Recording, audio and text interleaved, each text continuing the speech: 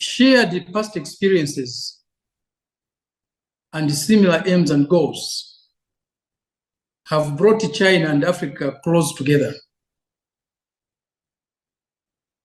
In our fight for national liberation and independence, China and African countries supported each other and expanded mutual and political trust in the process.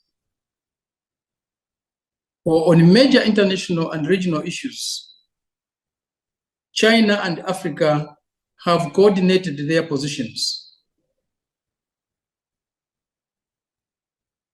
and jointly safeguarded international equality and justice. China-Africa friendship has not been an overnight achievement. It is something that has been built over a long period of time. China and Africa have been through a lot together. China was there for us when we can say nobody or very few were there for us. Our cooperation started with our forefathers. Chairman Mao and the leading leaders of our countries and national liberation movements started to get together, shared common agendas, common ideals on which this relationship has been built.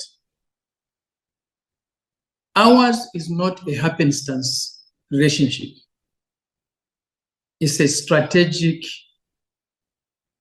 alliance or coming together. Africa has a lot to learn from China.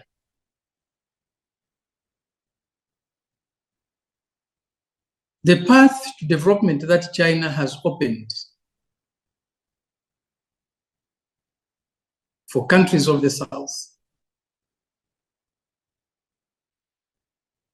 can benefit Africa a lot. The path of development that Western Europe took is no longer open for us. It was development built on the exploitation of other countries, of other peoples. The Chinese path is one of win-win relationships. Africa has no other countries to exploit, to colonize, to oppress. So it means it has to deal with this development in a totally different way. And that way is the way China has shown us. China has never had colonies. China cannot be said to have exploited any country. China has been seeking win-win economic and political relationships. This is what Africa needs. Without that, we can't develop. Politically, on the key international issues, we have been standing together. China has supported our positions. And we Africans have got a duty to also stand by China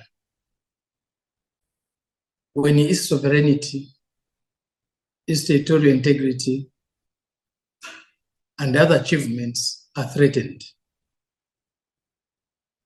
Today, China is target number one of those countries who feel only they have the right to develop. Only they have the right to peace. Only they have the right to a secured future. There are countries there are politicians today in this world choking with envy over the achievements of China. China threatens no one. China provokes no one. If anything, China is a country that is being threatened all the time, that is being provoked all the time. But with exceptional,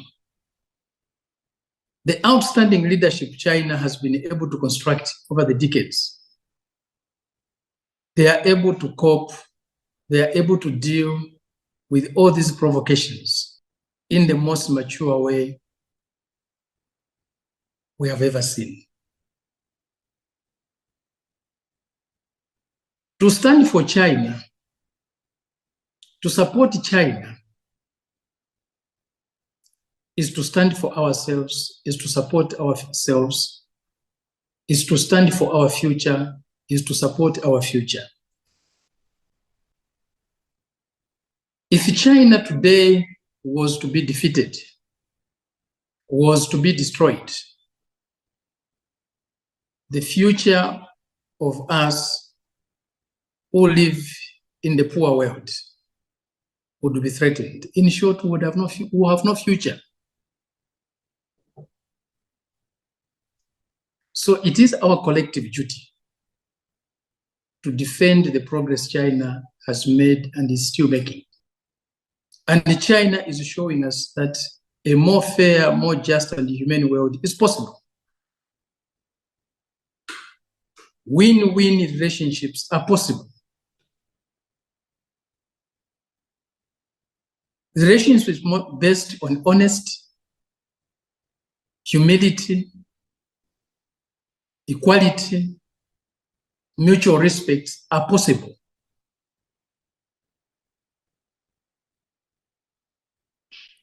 What does this entail? This entails us spending more time studying, discussing, and trying to understand China more and more better. China needs to understand us, but we also need to understand China better and better. We need more meetings. We need more exchanges on our relations with China, on Africa's cooperation with China. It shouldn't be something we get into blindly. In short, all our leaders and all our people need to understand what we are doing, what we want to do with China. We need to interact with China more than we have ever done before. We need to visit China more, especially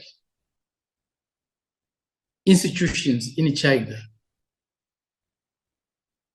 that deal with the battle of ideas. Chinese think tanks need to interact more and more with African thinkers as well.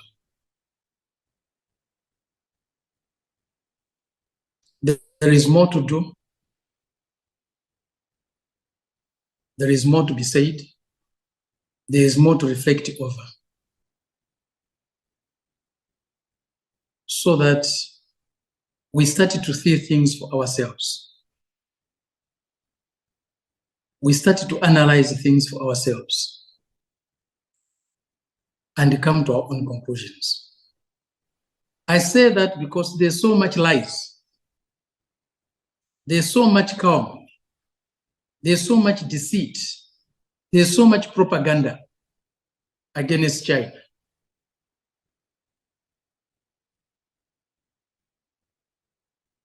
This propaganda, this deceit, these lies have to be exposed. The truth needs to be known. Africa-China relationship Africa-China cooperation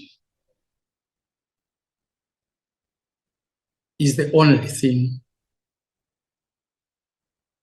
that can secure us a peaceful world and some prosperity for our people.